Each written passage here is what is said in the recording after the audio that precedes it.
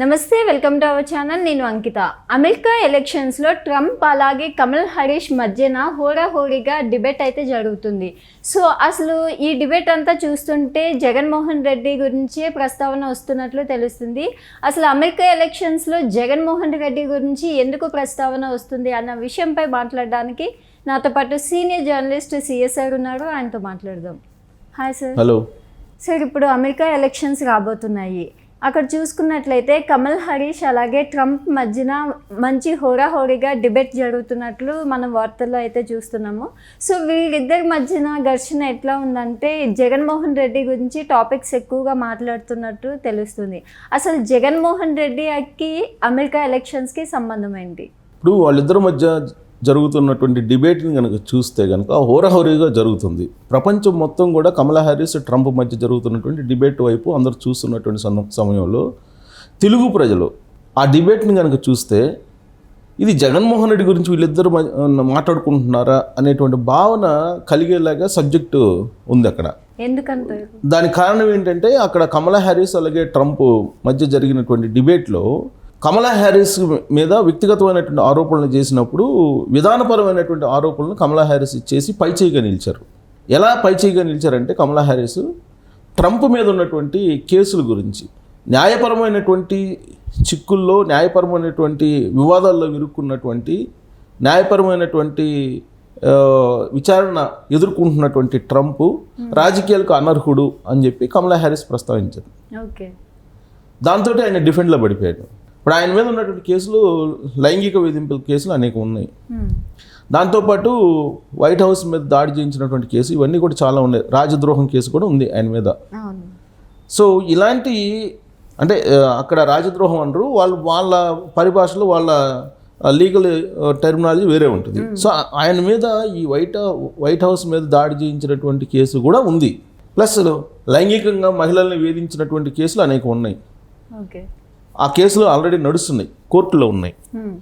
ఇలాంటి వ్యక్తి కోర్టుల్లో కేసులను ఎదుర్కొంటున్నటువంటి వ్యక్తి, నేరాలు చేసి కోర్టు మెట్లెక్కి కోర్టులకు సంజాయిషి చెప్పుకుంటున్నటువంటి వ్యక్తి రాజకీయాలకి అర్హత లేదు అని చెప్పి కమలా హ్యారిస్ చేసినటువంటి రాజకీయపరమైనటువంటి విమర్శలకి ఉక్కిరిబిక్కిరైపోయాడు ట్రంప్.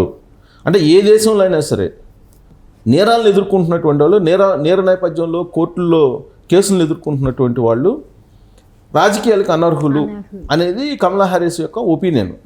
కరెక్ట్గా ఈ పాయింట్ దగ్గర ఇద్దరి మధ్య డిబేట్ నడుస్తున్నప్పుడు చూస్తున్నటువంటి తెలుగు వాళ్ళు ఎవరైనా సరే ఇది జగన్మోహన్ రెడ్డి గురించి మాట్లాడుకుంటున్నారా ఏంటి వీళ్ళిద్దరూ అనేది అనిపిస్తుంది. కారణం ఏంటంటే జగన్మోహన్ రెడ్డి ఈడీ కేసులు, సిబిఐ కేసులు దాదాపుగా 22 కేసులు, 23 కేసులు ఎదుర్కొంటున్నాడు. ఆయన కిట్ బ్రోకర్ కింద దాదాపు 30,000 కోట్ల రూపాయలు దోచేశాడు అని చెప్పేసి ఆయన మీద ఉన్నటువంటి అభియోగాలు.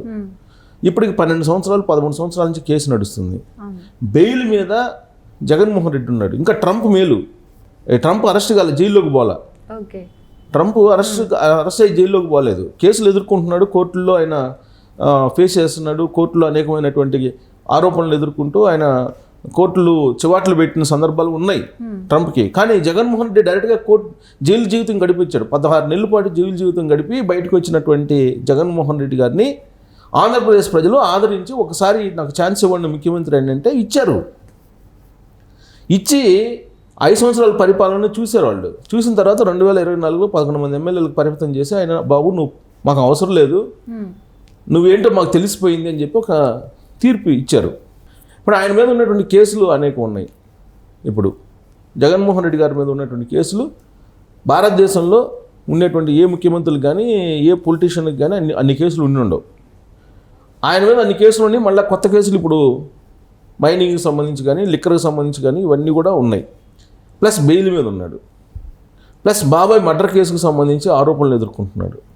ఇన్ని నేరపరమైనటువంటి అంశాలు, ఇన్ని నేరాలు ఆరోపణలు ఎదుర్కొంటున్నటువంటి జగన్మోహన్ రెడ్డి గారి లాంటి వాళ్ళ గురించే వాళ్ళిద్దరి మధ్య డిబేట్ నడుస్తుందని అనిపిస్తుంది. ఎందుకంటే ఇప్పుడు ట్రంప్ అలాగే కమలా హ్యారిస్ మధ్య డిబేట్ అంటేనే ప్రపంచం మొత్తం చూస్తుంది. ఎందుకంటే అమెరికా ఎలక్షన్స్ అంటే ప్రపంచం మొత్తం చూస్తుంది. అమెరికా తీసుకునే నిర్ణయాలను బట్టి ఆయా దేశాల్లో ఉండేటువంటి పరిస్థితులు ఆధారపడి ఉంటాయి. అందుకే అక్కడ రాబోయేటువంటి ఎన్నికల్లో నవంబర్ 5వ తారీఖున ఎన్నికలు జరగబోతున్నాయి. ఆ ఎన్నికల్లో ఎవరు పై చేయిగా నిలవబోతున్నారు అనేది ముందుగానే అక్కడ ఉండేటువంటి సర్వే సంస్థలు ఈ డిబేట్స్ ద్వారా అంచనా వేస్తుంటాయి. ఇప్పుడు తాజాగా జరిగినటువంటి డిబేట్లో ఫిలడెల్ఫియాలో జరిగింది, అమెరికాలో. ఆ ఫిలడెల్ఫియాలో జరిగినటువంటి ఆ డిబేట్లో వీళ్ళిద్దరి మధ్య ఓరాహోరీ డిబేట్ బాగా నడిచింది. ఏది విదేశాంగ విధానం మీద కానీ, లేదా అమెరికాకు సంబంధించినటువంటి అంశాల మీద కానీ, తర్వాత ఈ ప్రెగ్నెన్సీ విషయంలో కానీ, ఇలా రకరకాల ఇష్యూస్లో నడిచింది. తర్వాత వార్, రష్యా ఉక్రెయిన్ వార్ విషయంలో కానీ, ఇజ్రాయెల్ హమాస్ మధ్య జరుగుతున్నటువంటి యుద్ధం గురించి కానీ, వీటన్నిటి గురించి చర్చ జరిగింది వాళ్ళ మధ్య. చర్చ జరిగినప్పుడు ప్రతి అంశంలో కూడా కమలా హ్యారిస్ పై చేయిగా నిలుస్తూ వచ్చారు. ఆయన కూడా ధీటైనటువంటి సమాధానం చెప్తూ కమలా హ్యారిస్ని టార్గెట్ చేస్తూ వచ్చారు. అయితే కమలా హ్యారిస్ ఆవిడ మీద చేసినటువంటి దాడిని ఎదుర్కోవడానికి ఆయన మీద ఉన్నటువంటి కేసుల్ని ప్రస్తావించారు. సో ఆ కేసులు పైగా ఈవిడ బేసికల్గా ఆమె న్యాయవాది, అడ్వకేటు కమలా హ్యారిస్. దాంతో ఆయన మీద ఉన్నటువంటి కేసుల వివరాలన్నింటినీ చెప్తుంటే ఆయన డిఫెండ్లో పడిపోయారు. సో దాంతో ఈ డిబేట్లో కమలా హ్యారిస్ పై చేయిగా నిలిచింది. ప్రజలు ఆదరించారు. 65% ప్రజలు కమలా హ్యారిస్కి మొగ్గు చూపారు అని చెప్పి లేటెస్ట్గా వస్తున్నటువంటి న్యూస్. కమలా హ్యారిస్ ఎక్కడ పై చేయిగా నిలిచారంటే ఈ కేసుల విషయంలో, ట్రంప్ మీద ఉన్నటువంటి కేసుల విషయం ఒక్కోటి మొత్తం వివరిస్తూ, ఇలాంటి నేరారోపణలు ఎదుర్కొంటున్నటువంటి వ్యక్తి అమెరికా ప్రెసిడెంట్ అయితే అమెరికా వెనక్కి వెళ్ళిపోతుంది, అమెరికా వెనక్కి వెళ్ళిపోకుండా ఉండాలంటే తనని గెలిపించండి అని చెప్పి ఆమె ఇచ్చినటువంటి పిలుపు ఏదైతే ఉందో తన విజన్ని ఆవిష్కరించింది. రాబోయేటువంటి 10 సంవత్సరాల్లో, లేదంటే రాబోయేటువంటి 5 సంవత్సరాల్లో ఆమెకి పదవి ఇస్తే అమెరికాకి ఏం చేస్తామనేటువంటి ఒక విజన్ని ఆవిష్కరించింది అమెరికా ప్రజల ముందు, ప్రపంచ ప్రజల ముందు. అదే ట్రంప్ ఈమెను పర్సనల్గా టార్గెట్ చేశారు. అలాంటి సందర్భంలో ఈ పర్సనల్గా ఆవిడ కూడా టార్గెట్ చేసింది, పర్సనల్గా నేరారోపణలు మొత్తం తీసింది. దాంతో ఒక్కసారిగా నివిరిపోయారు, ఇన్ని కేసులు ఉన్నాయా ట్రంప్ మీద అని. ప్రజలకు తెలుసు, కానీ ఆ లా టెర్మినాలజీలో చెప్పేటువంటి నైపుణ్యం కమలా హ్యారిస్కి ఉంది. పైగా ఇన్ని నేరాలు ఉన్నటువంటి లీడర్ని ఎన్నుకుంటే అమెరికా వెనక్కిపోతుంది అనేటువంటి అభిప్రాయాన్ని బలంగా ఓటర్ల మధ్యకి తీసుకెళ్ళగలిగింది. అందుకే 65% ఈమె పక్క సర్వే ఉంది, 65%. అంటే ఆల్మోస్ట్ ట్రంప్ కన్నా ఎక్కువ 15% ఎక్కువగా లీడ్లో ఉంది ఆవిడ. సో ఈ లీడ్ని బట్టే రేపు రాబోయేటువంటి రోజుల్లో ఎన్నికల్లో ఫలితాలు ఉండేటువంటి అవకాశం ఉంది. సో వాళ్ళిద్దరి మధ్య జరిగినటువంటి డిబేట్, దాంట్లో ఉండేటువంటి పర్టికులర్గా ఉండేటువంటి అంశాన్ని, లీగల్ అంశాన్ని తీసుకుంటే జగన్మోహన్ రెడ్డి గురించి వీళ్ళు మాట్లాడుకుంటున్నారు. జగన్మోహన్ రెడ్డి సంబంధించి కూడా ఇలాంటి కేసులు ఉన్నాయి కదా, జగన్మోహన్ రెడ్డి మీద కూడా ట్రంప్ కన్నా ఎక్కువ ఉన్నాయి కదా. ఆయన మీద అయితే లైంగిక వేధింపుల కేసులు ఉన్నాయి, అవి తప్ప అన్నీ ఉన్నాయి జగన్మోహన్ రెడ్డి గారి మీద.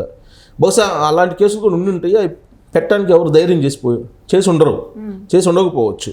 ఎందుకంటే వాళ్ళ అనుచరులు అందరూ కూడా, వాళ్ళ అనుచరులకు సంబంధించి అన్నీ కూడా ఇప్పుడు లైంగిక వేధింపుల కేసులే కదా, అన్నీ కూడా వస్తుంది. సో కాబట్టి వాళ్ళిద్దరి మధ్య డిబేట్ మొత్తం ఆంధ్రప్రదేశ్ రాజకీయాల గురించి తెలిసినటువంటి వాళ్ళు కనుక చూస్తే ఖచ్చితంగా ఇది జగన్మోహన్ రెడ్డికి కనుక వర్తింపజేస్తే, జగన్మోహన్ రెడ్డి ఎదుర్కొంటున్నటువంటి నేరారోపణలను కనుక వర్తింపజేస్తే భవిష్యత్తులో ఆంధ్రప్రదేశ్ ఓటర్లు ఓటు వేసే అవకాశం లేదు అన్నట్టుగా ఆ డిబేట్ ఉంది. అయితే ఇప్పుడు జగన్మోహన్ రెడ్డి గారు ఇప్పటికి కూడా నాకు 39% ఉంది, నేను బలమైన నాయకుడిని అని చెప్తున్నారు. ఆ 39% ఆ డిబేట్ చూడాలి. ఇది ట్రంప్ కమలా హ్యారిస్ మధ్య నడిచినటువంటి డిబేట్ని ఖచ్చితంగా చూడాలి. వాళ్ళు చూసిన తర్వాత కనీసం ఇప్పటికైనా జగన్మోహన్ రెడ్డి గారు లాంటి వాళ్ళు మనకు అవసరమా కాదా అని నిర్ణయించుకోవాలి. Okay, thank you sir. Thank you.